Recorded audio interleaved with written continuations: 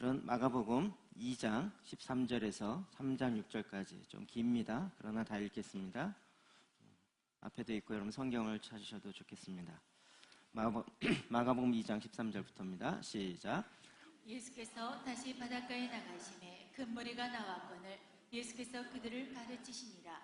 또 지나가시다가 알페오의 아들 레위가 세관에 앉아있는 것을 보시고 그에게 이르시되 나를 따르라 하시니 일어나 따르니라. 그의 집에 앉아 잡수실 때 많은 세리와 주인들이 예수와 그의 제자들과 함께 앉았으니 이는 그러한 사람들이 많이 있어서 예수를 따르미노라. 바리새인의 서기관들이 예수께서 주인 및 세리들과 함께 잡수시는 것을 보고 그의 제자들에게 이르시되 어찌하여 세리 및 주인들과 함께 먹는가. 예수께서 들으시고 그들에게 이르시되 건강한 자에게는 의사가 쓸데없고 병든 자에게야 쓸데있느니라. 나에는 의인을 부르러 온 것이 아니요 죄인을 부르러 왔노라 하시니라. 요한의 제자들과 바리새인들이 금식하고 있는지라.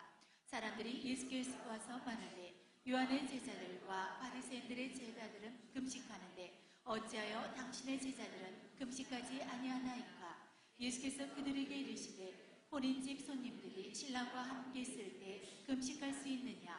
신랑과 함께 있을 동안에는 금식할 수 없느니라. 그러나 신랑을 빼앗길 날이 이르리니 그날에는 금식할 것이니라.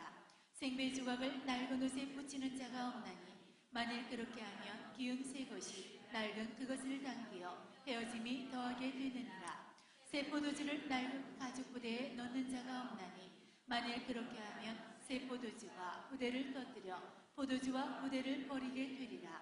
오직 새 포도주는 새 부대에 넣느니라 하시니라. 안식일에 예수께서 밀밭 사이로 지나가실새 그의 제자들이 길을 열며 이삭을 자르니 바리새인들이 예수께 말하되 보시오 저들이 어찌하여 안식일에 하지 못할 일을 하나이까. 예수께서 이르시되 다윗이 자기와 및 함께한 자들이 먹을 것이 없어 시장할 때에 한 일을 읽지 못하였느냐. 그가 아비아달 대제사장 때에 하나님의 전에 들어가서 제사장 외에서는 먹어서는 안 되는 전설병을 먹고 함께 한 자들에게도 주지 아니하였느냐. 또 이르시되 안식일이 사람을 위하여 있는 것이요 사람이 안식일을 위하여 있는 것이 아니니 이러므로 인자는 안식일에도 주인이니라. 예수께서 다시 회당에 들어가시니 한쪽 손 마른 사람이 거기 있는지라.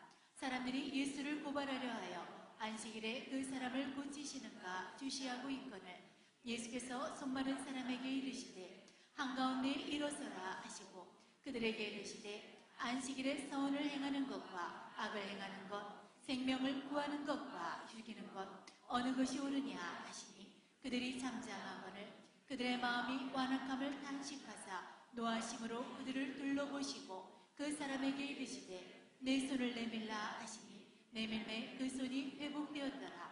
바리새인들이 나가서 곧 헤롯 왕과 함께 어떻게 하여 예수를 죽일까 의논하니라. 아멘.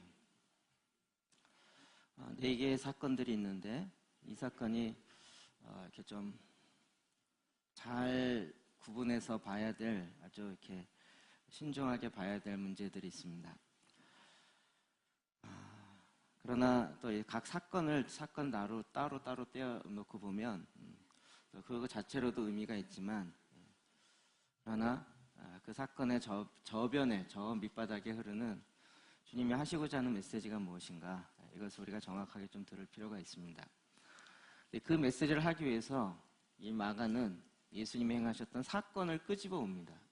사건에 있는 내용도 이야기하지만 그 내용 뒷배경에 하고자 하는 가장 핵심적인 메시지를 하고 있습니다. 우리가 할 수만 있으면 그 가장 깊이 있는 우물들을 파기를 원합니다. 첫 번째 사건입니다. 13절부터 17절 다시 한번 볼까요? 시작. 예수께서 다시 바닷가에 나가심에 큰 무리가 나왔거늘 예수께서 그들을 가르치시니라. 또 지나가시다가 알페오의 아들 레위가 세관에 앉아있는 것을 보시고 그에게 이르시되 나를 따르라 하시니 일어나 따르니라. 그의 집에 앉아 잡수실 때 많은 세리와 죄인들이 예수와 그의 제자들과 함께 앉았습니다. 이는 그러한 사람들이 많이 있어서 예수를 따르미니라. 바리새인의 서기관들이 예수께서 죄인 및 세리들과 함께 잡수시는 것을 보고 그의 제자들에게 이르되 어찌하여 세림이 죄인들과 함께 먹는가? 예수께서 들으시고 그들에게 이르시되 건강한 자에게는 의사가 쓸데없고 병든 자에게야 쓸데있느니라. 나는 의인을 부르러 온 것이 아니요 죄인을 부르러 왔노라 하시니라. 아멘. 제가 교회를 다니면서도 저에게 가장 큰 어려웠던 점 중에 하나는 이 기독교라는 종교와 예수 그리스도라는 생명의 차이를 구분하는 거였습니다. 당시에도 유대교라는, 예수님 당시에도 유대교라는 구약부터 내려오는 하나의 종교의 틀이 있었습니다. 물론 그 유대교를 통해서 하나님의 말씀이 전달되었고, 그리고 이스라엘은 계속 그 가운데 있었습니다. 그리고 그들은 다 하나님의 말씀을 온전히 받았고 전달했고 메시아를 기다리고 있었습니다. 그러면서 하나의 종교의 틀을 만들었죠. 그것이 유대교라는 종교를 만들게 된 것입니다. 그러나 이게 참 구분이 어려운 것은 그것을 담고 있는 그릇, 형태, 이것과 실제적으로 그 그릇 안에 담겨있는 본질적인 내용, 이것을 잘 구분하는 것이 필요하다는 것입니다. 메시아가 오신다 그랬을 때 많은 사람들은, 종교인들, 종교적 생활을 하는 사람들은 메시아가 오면 우리가 메시아를 기다렸고 메시아를 이야기했기 때문에 종교인들이었던 당시의 바리새인 서기관들 우리를 칭찬할 거다라고 생각했어요. 왜요? 열심히 종교 생활했으니까. 그런데 예수님이 오셔서 보니까 자기네들과 같이 밥을 먹는 것이 아니라 그 당시 자기네가 갖고 있는 종교적 틀 안에 죄인이라고 하는, 가까이해서는 안 되는 세리와 죄인들과 같이 밥 먹고 그들과 더 친하는 걸 보면서 의아해한 거죠. 그렇지 않을까요? 이 사건을 끄집어온 이유 중에 하나는 정말 메시아는 누구냐라는 부분이에요. 메시아는 누구냐? 여기서 얘기하는 바리새인 서기관들, 소위 말하는 우리는 종교인으로 열심히 있는 사람들이다 라는 부류와 죄인들, 세리, 그 당시 통념 속에서, 사회적 통념 속에서 저들은 나쁜 사람, 죄인들, 안 좋은 사람, 이 두 부류 중에서 과연 누가 메시아를 맞아들이겠는가라는 거죠. 우리가 갖고 있는 기본적인 종교의 틀 가운데는 종교 생활을 한다 그러면 뭐 착한 일을 한다, 선한 일을 한다, 사람이 좀 선하게 살려고 종교의 힘을 빌려 쓴다, 뭐 이런 식의 기본적인 종교의 틀 안에 갖고 있는 인간의 개념들이 있습니다. 근데 예수님이 오셔서 그 개념에 맞춰가기보다는 그 개념을 확 깨트리는 경우들을 너무나도 많이 봅니다. 주님이 보시기에, 메시아가 보시기에 죄인들, 서기관, 누가 더 죄인일까요? 표현이 그런가요? 종교인이라고 하고 있는 바리새인 서기관들과 또 그 당시 사회적 통념으로 죄인 세리라고 하는, 죄인이라고 불려지는 사람과 누가 더 죄인일까요? 더 죄인 사람과 덜 죄인 사람 중에서 누가 더 죄인일까요? 이해되시나요? 다 같이 죄를 져서 깜빵 안에 들어가 있는데 이 사람은 죄가 너무 중해서 250년 형을 받았고 이 사람은 죄가 그래도 좀 경해서 25년 형을 받았어요. 누가 더 죄인일까요? 메시아 입장에서 볼 때는 속된 말로 뭐 도토리 키재기 아니겠습니까? 똑같은 죄인인 거죠. 우리가 벌써 이 죄인이다라는 개념 자체가 종교적 틀을 갖고 보는 것과 메시아의 관점으로 보는 것과는 너무 다른 거예요. 죄인의 가장 큰 핵심이 무엇입니까? 사실 우리는 죄인 그러면 나쁜 일을 행한 사람, 자꾸 이렇게 공식화하는 경향들이 있어요. 성경에서 얘기하는 죄인이란 하나님을 떠난 사람을 이야기합니다. 그 안에 생명이 없는 사람, 그 안에 진정한 생수가 흘러나오지 않는 사람, 하나님으로부터 오는 그 영원한 생명, 영생이 없는 사람, 그것을 이야기하죠. 그러면 누가 더 생명이 없을까요? 바리새인과 죄인 세리와 누가 더 생명이 없을까요? 없기는 피장파장 마찬가지겠죠.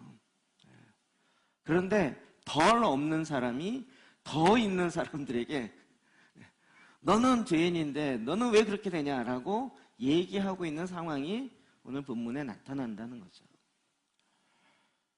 어떤 면에서 죄가 덜한 사람, 사회적 개념으로 덜한 사람이 자기보다 죄가 더 많다라고 생각하는 사람을 향해서 저들은 아니다라고 얘기하는데 그들 마음속에는 나는 그래도 죄가 덜하기 때문에 쟤보다는 낫다라는 교만함과 메시아가 와도 나는 그나마 괜찮은 사람으로 분류가 될 거다라는 자기의, 자기 교만이 그 안에 깔려 있죠. 근데 죄가 더 많은 사람은 원래 자기는 죄인이라고 본인도 알고 있고 사회도 그렇게 얘기하니까 나는 그냥 죄인 이 꼴 된 거죠. 메시아가 오셔서 우리와 같이 밥을 먹고 나에게 다가오는 것이 너무나도 감사할 수밖에 없는 거죠.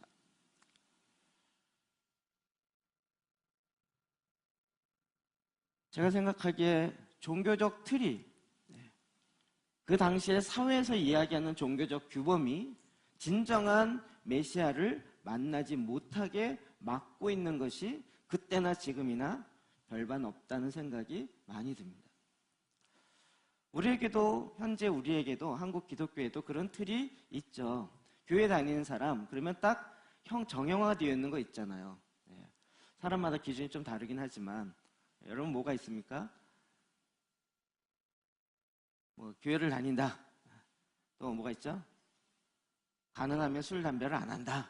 한국에 전통적으로 내려오는 또 하여튼 나쁜 일을 잘 안 하려고 한다.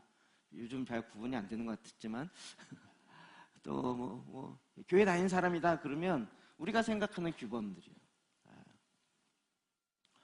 그래서 나는 저 교회 다니지 않는 사람과 뭔가 다릅니다라고 스스로 자부하고 스스로 얘기하고 있어요.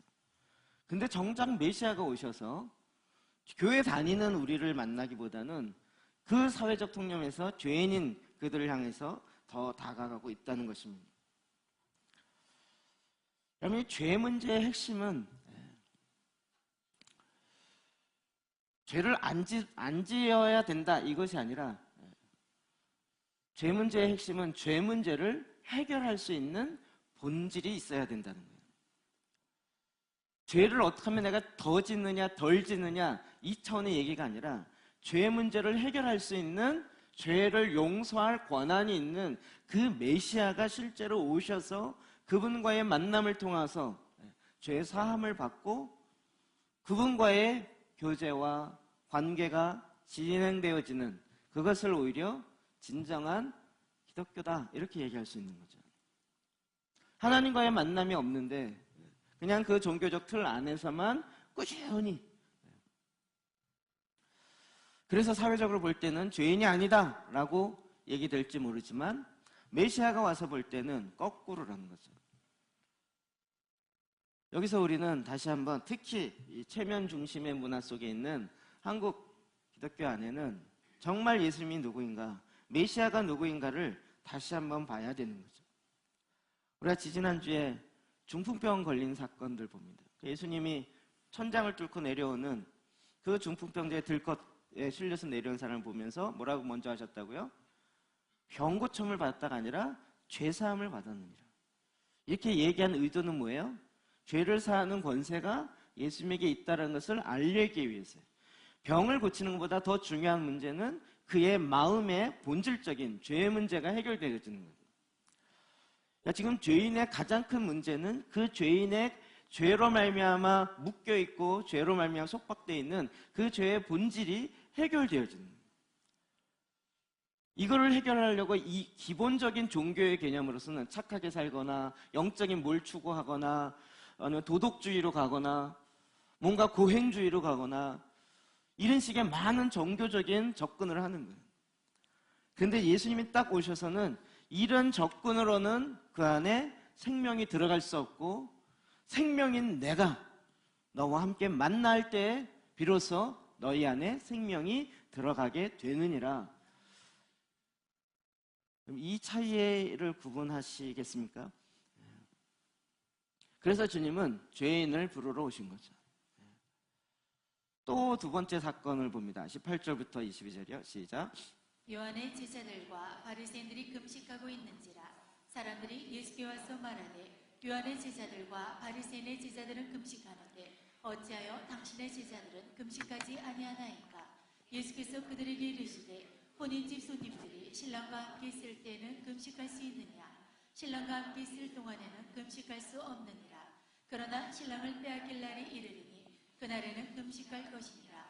생배 조각을 낡은 옷에 붙이는 자가 없나니 만일 그렇게 하면 기운 새 것이 낡은 그것을 당기어 헤어짐이 더하게 되느니라. 새 포도주를 낡은 가죽 부대에 넣는 자가 없나니 만일 그렇게 하면 새 포도주와 부대를 터뜨려 포도주와 부대를 버리게 되리라. 오직 새 포도주는 새 부대에 넣느니라 하시니라. 당시의 종교 유대교에서는 금식하는 것이 규정으로 돼 있었습니다.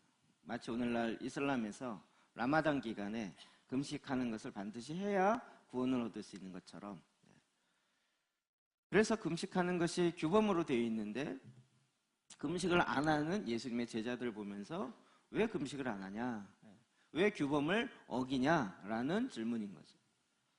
여기에 대해서 예수님의 대답이 참 독특합니다.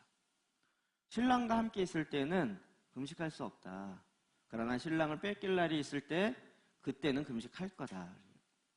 굉장히 대답이 참 심오하기도 하고 알쏭달쏭합니다. 이 얘기는 무슨 말일까요?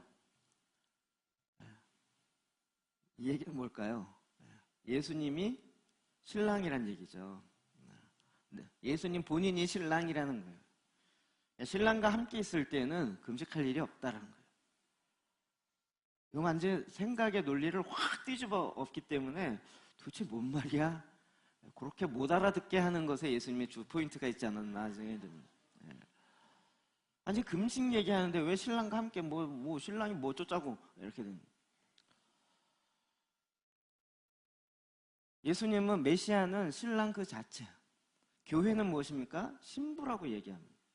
주님을 믿는 자들은 신부라고 얘기해요. 신부가 신랑을 정말로 만나고 같이 있을 때에는 잔치가 벌어지고 기쁨이 일어나는 거죠.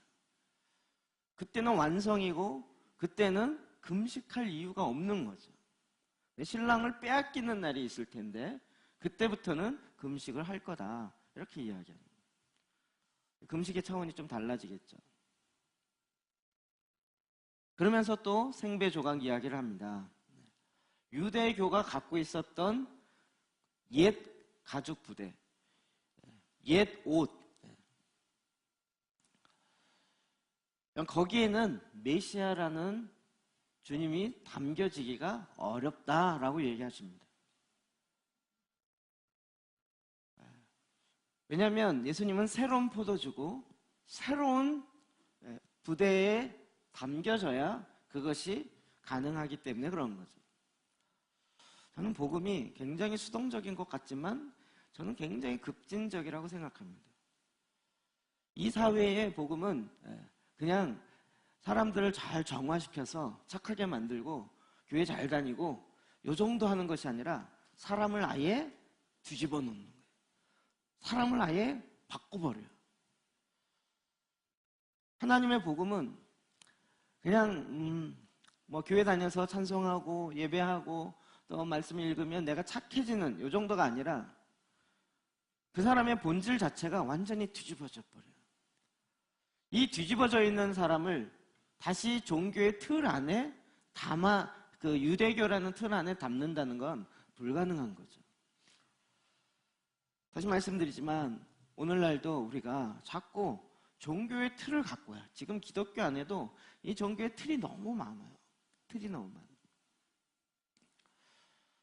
그러다 보니 나중에 시간이 지나고 나면 정말 중요한 신랑은 없어지고 메시아는 없어지고 그 굳어버린 틀만 남아있는 경우가 너무 많이 있는 거죠. 유대교는 종교라는 틀을 갖고 있습니다. 거기에 율법을 지켜야 된다는 율법주의를 갖고 있습니다. 그래서 율법을 지키느냐 못 지키느냐에 따라서 거기에 따라서 평가하기 시작합니다. 그럼 그것이 종교의 틀이 기본적으로 갖고 있는 하나의 패턴입니다. 그러나 예수님은 메시아로 복음 그 자체를 전하십니다. 예수 그리스도 안에 생명이 있습니다. 뭘 하면 생명이 들어가는 것이 아니라 예수님이 그 안에 들어가고 예수님을 만나면 그 안에 생명이 그로 말미암아 시작되게 되는 거죠. 그러면 이 틀이 필요 없느냐? 그렇진 않아요. 새 부대는 필요합니다. 우리가 생각하기에 도덕적인 사람, 비도덕적인 사람, 착한 사람, 나쁜 사람 이런 기준으로 봐서 나쁜 사람을 착한 사람으로 만드는 것이 종교가 아니고 지금 성경에서 얘기하는 것은 메시아가 그 안에 들어가야 메시아를 만나야 하나님과 다시 연결되어야 진정한 부대가 될 수 있고 진정한 하나님을 아는 새 생명의 새로운 존재들이 될 수 있다라고 말하는 것이죠.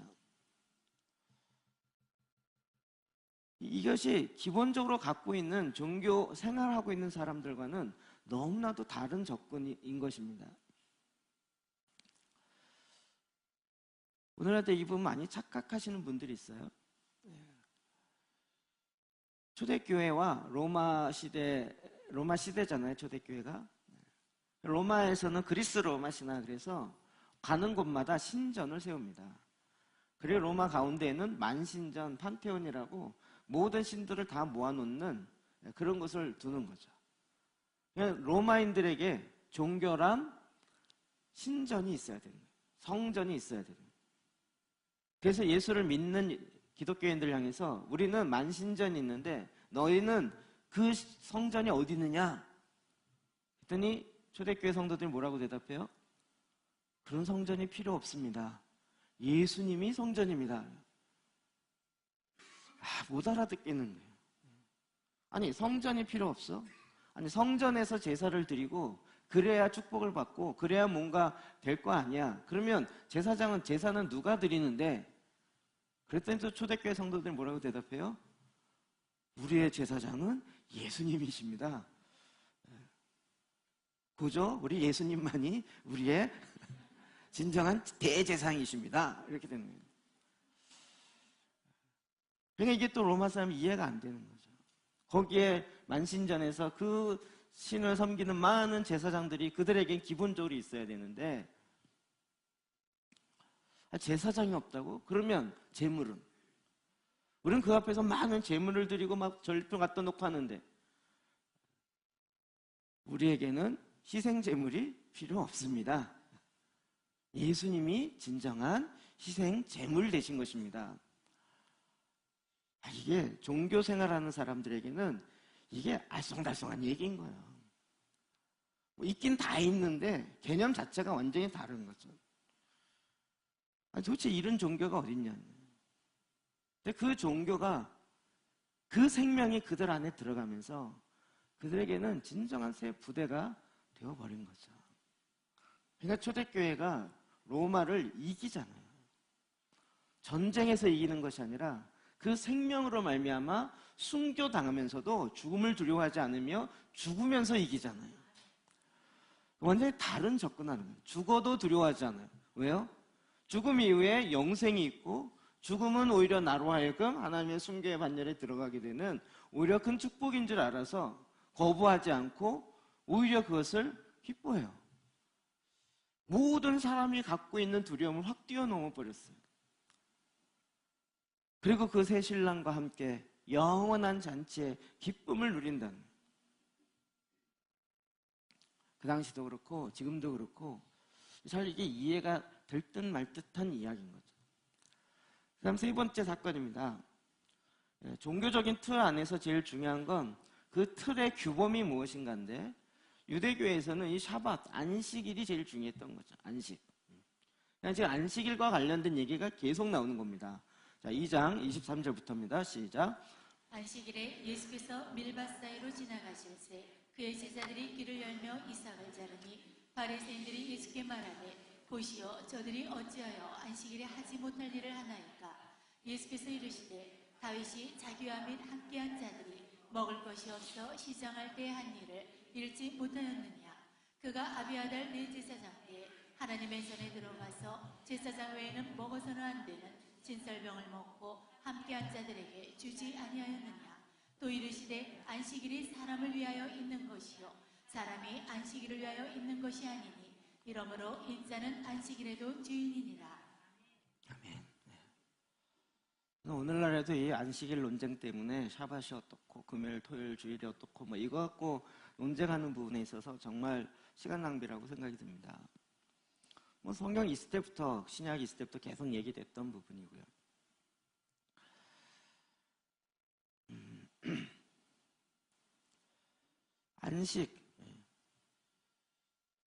안식일의 핵심이 뭐냐? 그럼 또 종교 생활하는 사람은 율법적으로 접근하는 거죠. 당시에 안식일날 해서는 안 되는 39가지 반복적인 일을 하면 안 돼요. 볼펜도 한번 누르면 되는데 딸깍딸깍 하면 이건 안 돼요. 반복되는 일을 하면 안 돼요. 사진도 이렇게 누르면 되는데 누르고 놓으면 안 돼요. 규범이요, 반복되는 일을 하면 안 돼요. 그게 39가지예요. 이거를 지키는 것이 안식일을 지키는 거다. 이렇게 접근하는 거예요. 여러분은 지금 웃지만 유대인들은 그걸 지금도 목숨 걸고 지키고 있는 거예요. 엘리베이터도 이거 누르고 이게 안 되는 거예요. 샤밧은 아예 법으로 샤밧 엘리베이터를 따로 놨다니까요. 층마다 열려요. 그래서 정말 높은 고층에 30층에서 내려오려면 29층, 28층 열렸다가 그것도 시간이 길더라고요. 한 30초 있다가 또 닫혔다가 이렇게. 한국 사람 같으면 계속 이럴 텐데 샤밧 예배 엘리베이터는 따로 있어요. 이거 지켜야 된다 생각하는 거예요. 근데 주님이 그 안식일에 대한 개념을 완전히 뒤집으세요. 안식일을 지킨다는 게 뭐냐? 안식일이 사람을 위하여 있는 것이요 사람이 안식일을 위하여 있는 것이 아니라는 거예요. 우리가 전에 안식에 대한 이야기를 했습니다. 하나님이 천지를 창조하시고 제7일에 안식하였다는 거예요. 그래 너희도 이 안식 가운데로 들어와라는 거죠. 제7일에 쉰다 이 얘기가 6일 동안 너무 피곤했으니까 제7일에는 좀 쉬면서 이제 몸을 다시 추스려라 이 얘기가 아니라고요. 하나님이 6일 동안 너무 천지창조하는 게 힘들어갖고 제7일 때 쉬시면서 이제 난 너무 힘들어 하루는 쉬어야 돼 이런 하나님이 아니라고요. 6일 동안 모든 걸 다 완성하고 그 완성을 누리는 거예요. 보기에 심히 좋았더라 그 완성을 누리는 기간이에요. 모든 걸 이렇게 만들어 놓고 만드는 과정이 힘들고 만드는 과정도 재밌지만 다 완성되고 나서 이렇게 보면서 누리잖아요. 그렇죠? 볼 때마다 그걸 누리는 거죠. 여러분 1층에 올라오시면서 눈사람이 아니라 나무 사람 보셨습니까? 제가 만들었습니다. 여러분 보면서 이러는데 그거 페이퍼로 이렇게 먼지하고 벗겨내고 온몸에 나무 그 가루를 마셔가면서 만드는 겁니다. 2개를 만들었습니다. 만드는 과정을 얘기하면 힘들죠. 근데 여러분 어떻습니까? 보면서 이거 재밌네, 신기하네. 보는 사람마다 그 처음 본 사람 다 얘기하더라고요. 여러분이 거의 얘기 안 하지만 저는 그 얘기 들을 때마다 내가 만들었어요. 얘기는 안 하지만 누리는 거죠. 누리는 거예요. 얼마나 누려요? 계속 누리는 거죠. 완성됐으니까요. 이런 얘기라고요. 만들었기 때문에 너무 힘들어서 하루 쉬자 얘기가 아니고요. 이제 완성했고 그 하나님과의 관계 안으로 들어가서 그 기쁨을 왜 만들었어요?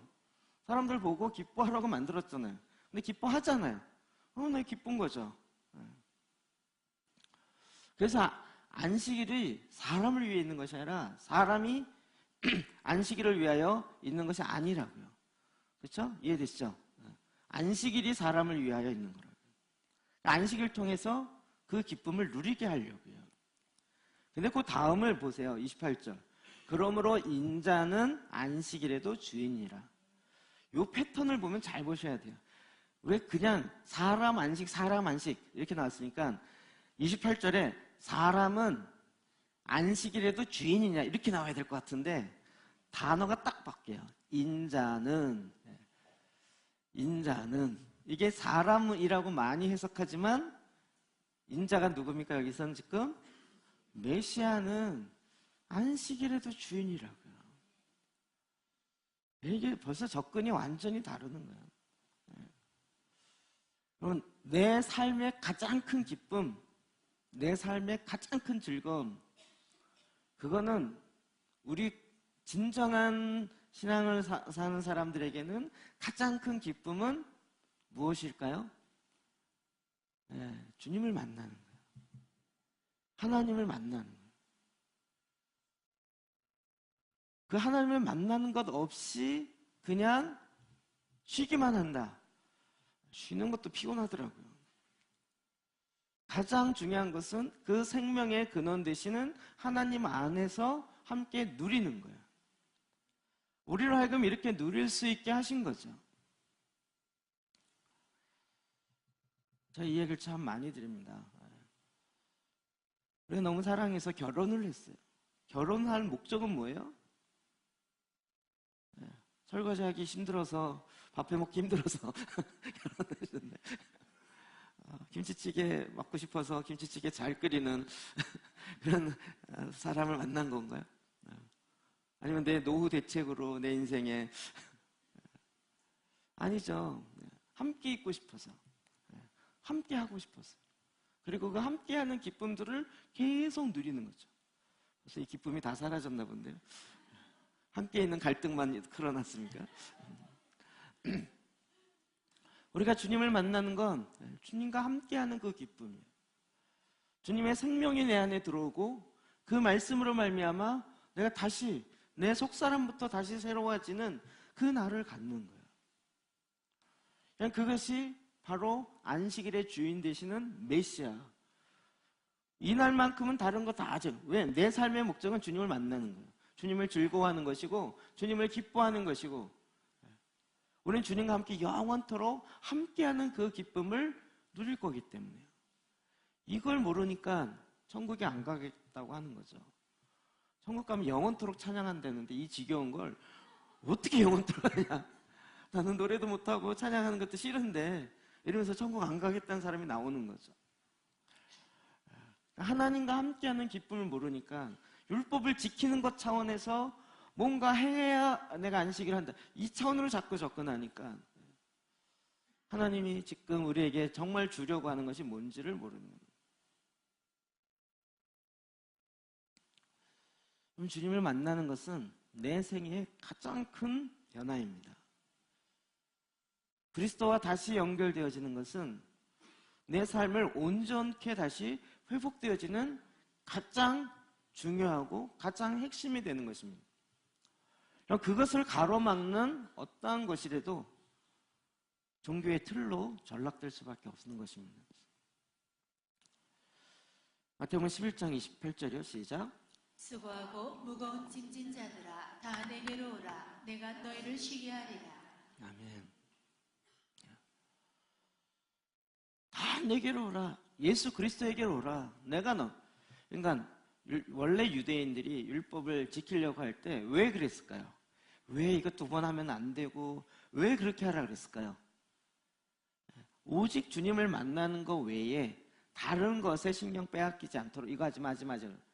그랬더니 주님을 만나는 건 없고 그거 하느냐 안 하느냐만 갖고 지키느냐 안 지키냐 이렇게 돼버린 거잖아요. 더 중요한 건 주님을 만나는 거죠. 메시아를 만나는 것이고 주님 안에 기쁨을 누리는 것이고요. 예수님이 오셔서 수고하고 무거운 짐진 자들 다 내게로 오라. 내가 너를 쉬게 하리라. 지금도 주님이 우리에게 나에게로 오라. 내가 너의 답을 주겠다는 거예요. 요즘에 계속 기도하면서도 우리가 율법적인 기도를 참 많이 하고 있었구나. 저부터. 우리는 기도할 때 상황 진단을 내가 하고 거기에 따른 대안도 내가 세우고 그러니 하나님 들어주십시오. 기도하기 아주 복잡해요. 지금 내 문제가 지금 이건데 이 문제가 해결되려면 이렇게 해결돼야 됩니다. 예를 들면 지금 내가 지금 돈이 없어서 이런 어려운 가운데 있습니다. 그러니 문제가 해결되려면 돈이 주어져야 되는데 하나님 아버지 나에게 이렇게 돈을 부어주십시오. 이렇게 돼 있는 기도가 많은 거죠. 근데 가만히 보니까 이 사람은 지금 돈 때문에 하나님을 버리고 도망갔었어요. 돈이 너무 많아서. 그러면 어떻게 될까요? 하나님 차원에서 어떻게 해야 될까요? 이걸 응답을 해줘야 될까요? 말아야 될까요? 응답을 해주는 게 좋을까요? 안 좋을까요? 우리는 내가 딱 규범을 갖고 있어요. 규범을. 내가 상황 판단하고 내가 진단하고 내가 대안을 세우고 그 결과에 대해서도 내가 이렇게 해야 된다 해놓고 그리고 하나님 그렇게 도와주세요 라고 얘기하는 경우가 참 많은 거죠. 그래서 주님은 그냥 나에게로 오라. 내가 해결하겠다는 거예요. 난 돈이 없어서 돈 있으면 갈게요. 저희 아버지 생각이 자꾸 나요. 돈이 있으면 갈게요. 교회 등록을 안 하신 이유가 돈이 없어서 등록을 안 하셨어요. 10년 이상 교회를 다니셨는데 등록을 안 하셨어요. 이젠 좀 하세요 그런데도. 그러니 뭐 세례도 안 받으시고. 야, 교회 다니려면 등록을 하려면 돈이 있어야 되더라 이래갖고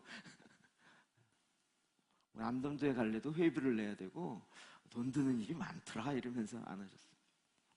본인은 돈이 있어야 교회를 등록할 수 있고 그래야 거기서도 대접할 수 있다라는 본인의 상처로부터 오는 많은 것들을 가지고 있었던 거예요. 우리 대부분 그렇게 생각합니다. 하나님을 만나려 해도 돈이 있어야 만난다. 주님 아니야. 그냥 있는 대로 오면 돼. 나에게로 오면 내가 너를 쉬게 할 거야. 돈이 있던 없던 상관없이 너에게 진정한 안식이 있게 할 거야. 그런 안식 싫어요. 난 돈 많은 안식을 원해요. 이렇게 되는 거죠.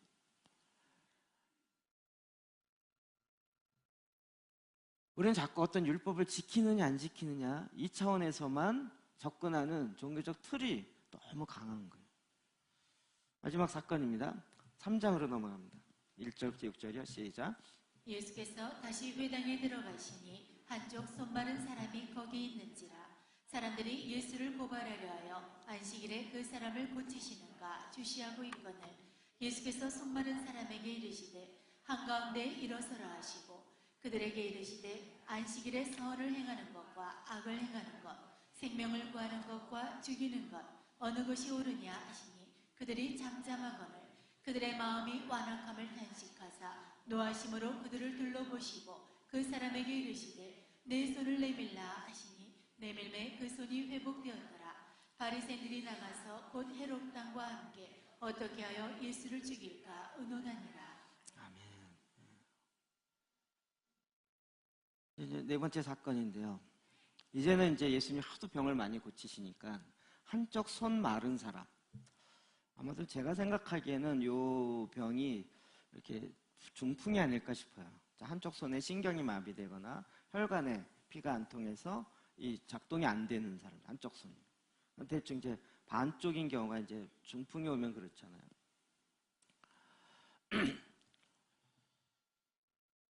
근데 이게 안식일이에요. 그리고 예수님 회당 들어가는데 거기에 한쪽 손이 마른 사람이 있어요. 사람들이 벌써 알죠. 저 예수님은 고칠 거다라고요. 사람들이 예수를 고발하려 해요. 안식일에 그 사람을 고치는가 주시하고 있건 이제는 아예 혹시 고칠까 못 고칠까 이게 아니라 고치게만 해봐라 내가 고발해버릴 거다. 왜 그래요? 율법주의에 너무 투철해가지고요. 이 틀이 깨지는 걸 용납하는 못하는 거예요.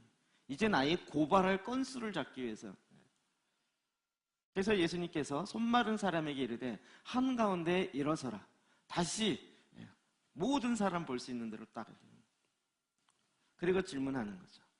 안식일에 선을 행하는 것과 악을 행하는 것, 생명을 구하는 것, 죽이는 것, 어느 것이 옳으냐? 아무도 대답을 못하는 거죠. 안식일 지키느냐 안 지키느냐 이거 갖고 살고 있는 사람, 뭐가 옳으냐 그러냐 이거 갖고 사는 사람. 그런데 지금 안식에 생명을 구하느냐 못 구하느냐 이 중에 어떤 것이 옳으냐 대답을 못하는 거죠. 우리요 저는 이게 저한테는 굉장히 큰 패러다임의 변화였는데요. 에덴 동산 중앙에는 한 그루가 아니라 두 그루 나무가 있었다는 거예요. 한 그루는 뭐였죠? 선악을 알게 하는 나무. 두 번째로는 생명나무. 근데 하나님 뭐라고 하셨어요? 생명나무뿐만 아니라 동산에 있는 모든 나무의 열매는 먹되 요 선악을 알게 하는 나무의 열매는 먹지 말아라. 전 지금도 이게 제 마음속에 어떤 결정을 내릴 때 중요한 기준이 됩니다. 우리는 무엇이 선이냐 무엇이 악이냐는 것을 구분하고 그거 갖고 싸워요. 이게 선이야 이게 악이야 이렇게요. 그런데 이게 선이라 라고 얘기했던 것도 보면 결국은 다 지식의 패턴인 거예요. 선인데 생명이 없어요. 그러니까 선이냐 악이냐 옳으냐 그르냐 이거를 아는 지식의 패턴으로 살아가는 것이 아니라 지금 예수님은 뭐라고 하셨어요? 생명의 나무로 살아야 된다는 거예요. 생명으로 말미암아 사는 거예요. 그러니까 지금도 자기의 의와 자기의 양심을 꺾지 않는 것에 내 인생의 전부를 거는 사람이 있어요. 내 자존심을 건들지 마. 내 자존심은 최고야. 내 자존심은 절대 다른 사람에게 피해를 주지 않았을 뿐더러 나는 항상 그 차원의 문제가 아닌 거예요. 예수님은 그래서 이렇게 얘기하시는 거예요. 내가 곧 요한복음에 보면 7번 나와요. I am 생명의 떡이다. 나는 길이다. 나는 진리다. 이게 구약으로 보면 하나님께서 모세가 묻잖아요. 당신은 누구라고 하오리까? 그랬더니 하나님이 나는 I am what I am. 나는 that I am 이런 거죠. 나는 스스로 있는 자다. 나는 존재 그 자체다. 이렇게 얘기하신 거거든요. 이건 하나님 신적 존재 외에는 그렇게 얘기할 수 없어요. 그런데 요한복음에 보면 이것이 7번 나와요. 나는 생명의 떡이다. 나는 세상의 빛이다. 나는 길이다. 나는 진리다. 나는 생명이다. 나는 참된 포도나무다. 나는 선한 목자다. 예수님 그냥 좋은 종교의 교주 차원이 아니라 생명 그 자체라는 거예요.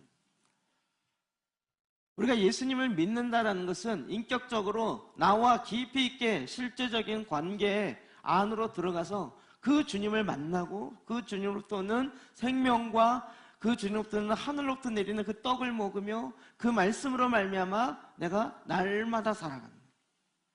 그럼 그렇게 살 수 있도록 우리를 이 땅에 만드셨어요. 그런데 종교는 그것을 하나의 틀로 만든 거죠. 생명이 없는데 종교적 틀로 자꾸 접근을 하는 거예요. 저는 여러분이 바라기는 하나님의 말씀을 읽는 가운데 말씀 읽는 그 맛을 보기를 바랍니다. 성경 읽는데 아직도 읽으면서 이거 언제 읽어 10장을 또 이거 오늘 읽으면 내일은 또 왜 와? 내일 또 10장 또 읽어야 돼. 이렇게 하면 얼마나 힘들겠냐고요. 그런데 막 처음엔 그렇게 시작했는데 읽다 보니까 말씀이 이런 내용이 있어. 우와, 내일은 또 무슨 내용이 있을까? 내일 빨리 왔으면 좋겠다. 어떻게 10장만 읽으라 그랬을까? 나 다 읽었으면 좋겠네. 이렇게 되지 않으세요? 뭐의 차이일까요? 맛을 보니까 막 말씀 안에 내 영이 살고 말씀으로 말미암아 이거였구나. 이게 어둠이었고 이게 빛이었는데 내가 어둠을 모르고 이러고 살고 있었구나. 이제 밝게 보여지네. 이래가면서 그 기쁨이 보면 볼수록 더해지는 거죠. 그렇죠? 물론 우리의 옛사람은 자꾸 싫어하지만 옛사람은 그리스도 함께 십자가에 못 박혀 죽이고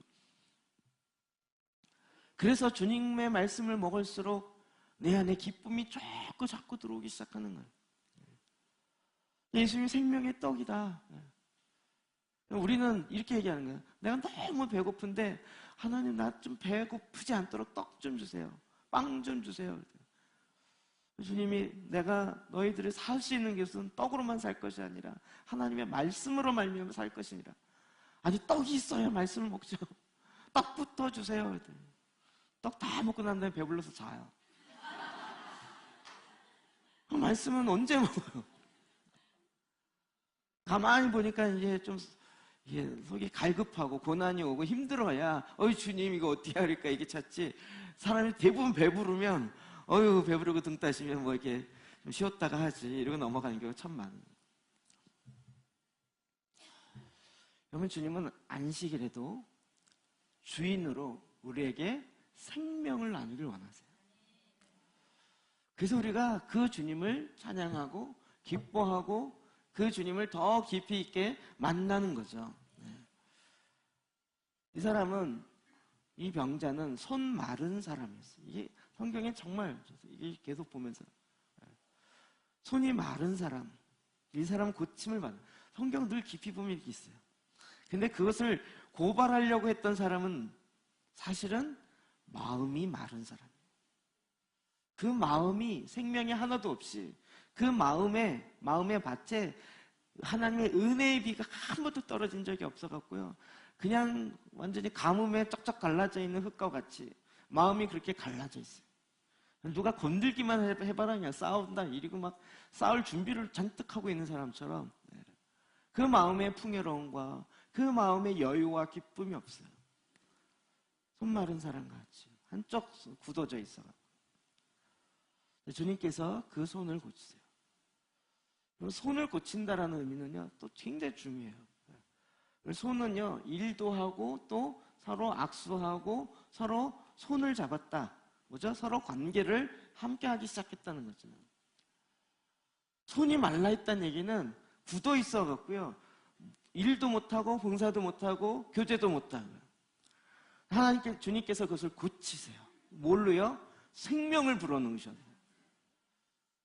근데 이 마음이 말라있는 사람은 그 고치는 게 싫은 거예요. 이 종교의 영역의 끝에 들어가면 어떻게 됩니까? 5절. 그들의 마음이 완악함을 탄식하사 노하심으로 그들을 둘러보시고. 예수님이 이제 그 종교의 율법의 틀 안에 더 가둬 놓으려고 하는 그들을 향해서 그들의 마음의 완악함을 탄식하시는 거예요. 그리고 화를 내서 노하셔요. 그들을 둘러보고 아예 야 너 봐. 그들을 너 야 봐. 그리고 그 사람의 손을 회복하게 하는 거예요. 안식은 주님을 만남으로 회복되어지는 거예요. 안식은 주의 생명이 내 안에 들어옴으로 말미암아 그리고 그 안식이 이제 계속 매일 매 순간마다 진행되어지는 거죠. 그럼 그것이 신앙에 살아있는 거죠. 어떻게 10년 전이나 지금이나 그 만남과 그 관계가 똑같겠냐고. 요한복음 14장 6절이요. 시작. 예수께서 이르시되 내가 곧 길이요 진리요 생명이니 나로 말미암지 않고는 아버지께로 올 자가 없느니라. 예레미야에 있는 말씀처럼 내 백성이 범한 두 가지 죄, 생수의 근원 되시는 하나님, 생명의 근원 되신 하나님을 버린 거예요. 그러면 다시 회복되려면 어떻게 될까요? 생명의 근원이 들어와야 되잖아요. 하나님은 누구세요? 생명의 근원이신 거예요. 예수님이 바로 그 생명이신 거고요. 그 생명이 내 안에 들어와서 나로 하여금 깊이 있게 만나고 교제하고 그렇게 하도록 우리에게 주님이 오셔서 계속 이야기하는 거예요. 내가 곧 진리요 생명이다. 나로 말미암지 않고는 이 생명의 근원되는 하나님과 연결될 수 없느니라.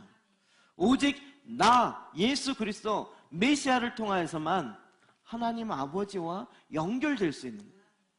그 길은 유일한 길이요 그 진리는 유일한 진리인 거죠. 주님이 그래서 내가 길이니라 진리니라 생명이니라 라고 말씀하시는 거예요. 주님은 지금도 저와 여러분을 통하여서 그 생명 가운데 더 풍성하게 들어가게 하시는 거예요. 더 깊은 가운데 들어가게 하시는 거예요. 저희가 지금 제사장 기도를 내일 세미나를 하게 되면서 계속 이제 마음에 준비하고 있는데 한 번 마시고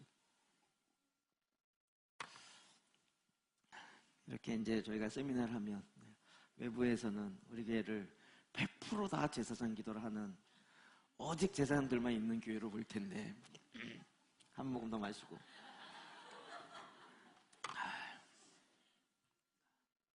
그러면 어찌하리요.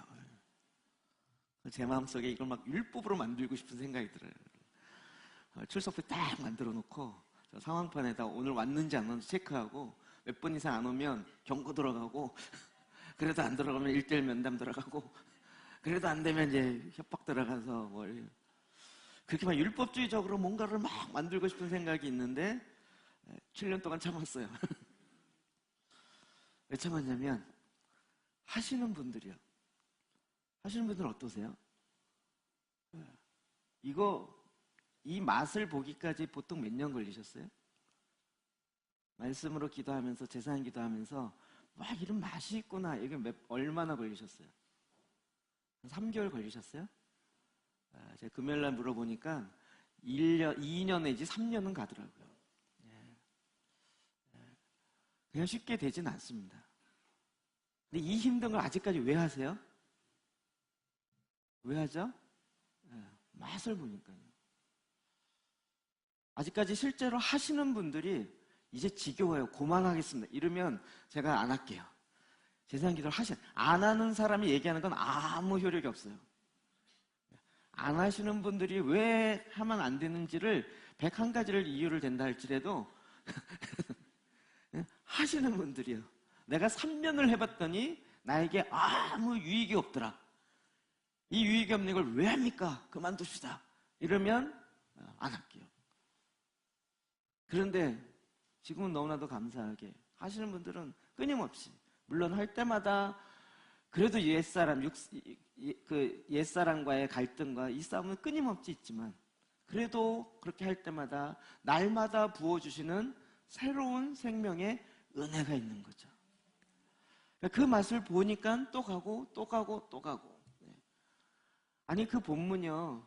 지금 7년째 거의 비슷해요. 한번 중간에 바꾸긴 했지만 이제 거의 달달 외울 정도예요. 그럼 이젠 정말 지겹지 않을까요? 지겨울 만큼 많이 했어요. 그런데도 불구하고 놀랍게 예수 그리스도의 그 생명은요. 정말 내 안에 깊이 있게 들어오기 시작해요. 주님이 말씀하시는 이 모든 말씀들이요. 이 본문 같은 경우도 손 마른 사람이 거기 있는지라. 이걸 쭉 보면서 그냥 병 고쳤느니라 이러면 끝날 것 같은데 병 고치는 것뿐만 아니라 이 사건 요즘에 계속 이게 새롭게 보여요. 장님의 눈을 뜨게 하세요. 옛날에는 장님의 눈을 뜨게 했구나 이렇게 갔는데 이제는 그게 어떻게 읽혀진다고요? 내 영의 눈이 장님이었구나. 육의 눈뿐만 아니라 영의 눈이 장님이었구나. 네가 못 보는데 못 본다 그랬으면 차라리 고침이나 받았을 텐데 못 보는 장님인데 본다고 하니 종교인으로 남아있는 거죠. 그런데 주님 내가 보기 원하는데 보기 원해서 나름대로 인간의 대안을 갖고 열심히 노력을 했지만 안 됩니다. 이제 내려놓고 하나님의 방법 앞에 순종하겠습니다. 그럴 때 하나님이 그 안에 일하기 시작합니다. 주의 생명이 내 안에 들어와서 내가 생각지도 못했던 하나님의 방법이 내 안에 들어와요. 그리고 나를 통하여 하나님께서 새로운 일을 이루세요. 행하세요. 그게 주님의 길이고 주의 생명이고 주님께서 우리에게 알려주신 진리죠. 제 마음속에 저라는 이렇게 제가 좀 자존감이 낮아서 근데 내일은 아예 오시는 많은 새로운 목사님들과 어떤 분들이 오실지 모르지만 제 안에 하나님께서 주시는 담대함이 생기기 시작했어요. 하나님을 만나는 길이 뭡니까? 하나님 앞에 온전한 기도가 무엇입니까? 우리가 그동안 해왔던 이방인의 기도가 아니라 하나님의 말씀을 구하는 거예요. 하나님의 뜻을 구하는 거예요. 하나님의 말씀이 내 안에 기도가 되게 하는 거예요. 한국교회가 말씀과 기도로 다시 돌아가야 된다고 하는데 어떤 기도, 어떤 말씀으로 다시 돌아가겠냐고요. 또다시 이방인의 기도와 같은 그 기도가 아니라 이제는 하나님의 나라가, 하나님의 뜻이 이 땅에 이루어지게 하는 하나님의 그 제사장적 기도가 이 나라를 살릴 것이라고요. 우리 한 사람 한 사람을 살릴 것이. 왜요? 예수님이 우리에게 말씀하셨기 때문에. 그리고 주님의 그 방법이 우리가 보기에는 미련하고 별로 효력이 없어 보이처럼 느낄지 모르지만, 그러나 주님의 그 길이, 주님의 그 방법이 곧 내 안에 죽은 메마른 내 마음이 다시 새로워지는, 그래서 새 포도주가 되어주고 새 부대가 되어지는 예수님의 길이요, 예수님의 방법이요, 예수님의 생명이기 때문에. 그래서 주님은 안식일의 주인이 되셔서 그 손마른 사람의 병을 고치시는 거죠. 뿐만 아니라 그의 마음을 고치시는 거예요. 그런데 6절에 보면 바리새인들은 나가서 곧 헤롯 왕과 함께 어떻게 하여 예수를 죽일까 의논하니라. 아이러니입니다. 그러나 오늘날도 실제죠. 이 율법주의에 빠져있는 사람들은 자기를 고칠 생각 안 하고 헤롯 왕, 그 당시에 권세를 갖고 있는 그런 사람들과 연합해서 예수를 죽일 생각을 하는 거죠. 이건 교회사 안에 끊임없이 일어났던 문제들입니다. 메시아가, 예수 그리스도가 메시아이고 예수 그리스도를 통해서만이 진정한 변화가 일어납니다. 그리고 일어났습니다 라고 하면 많은 사람들이 박수 칠 것 같지만 그렇지 않은 사람들이 있다고요. 어떻게 하면 저걸 죽일까라고 논의하는 사람도 있다는 것을 늘 염두에 두셔야 돼요. 그럼 예수님은 길이십니다. 우리가 하나님의, 내 생명의 근원 되신 하나님께 다시 연결될 수 있는 유일한 길이십니다. 그가 참 포도나무요, 오직 예수님을 통해서만이 그 생명 가운데 다시 접붙임되고 들어갈 수 있게 됩니다. 그리고 주님의 입으로부터 나오는 그 말씀만이 진정한 진리이고 진정한 내 삶에 영원토록 사라지지 아니하는 생명의 말씀인 것입니다. 이 말씀을 우리가 간직한 자요, 이 말씀을 계속 내 안에서부터 깊은 우물을 길러내는 사람들이 바로 저와 여러분입니다. 뿐만 아니라 이걸 갖고 세상을 축복하게 하셨습니다. 이 생명을 나누게 하셨습니다. 이 생명을 더 많은 사람들에게 흘려보내서 그들에게도 이 생명이 풍성케 하게 하셨습니다. 이제는 저와 여러분이 이렇게 풍성함을 누리게 되었습니다. 이 기쁨을 누리십시오. 그리고 안식 가운데 기쁨을 만끽하십시오. 우리의 길이요 진리요 생명 되신 주님 앞에 이 시간에도 또 들어가도록 하겠습니다. 그럼 이 시간 기도할 텐데요, 기도는 하나님의 말씀을 내가 먹는 시간입니다. 이 기도 시간 너무나도 중요한 것은 여러분 듣고 가시면 그냥 머릿속에 남아있는 것이 아니라 사라집니다.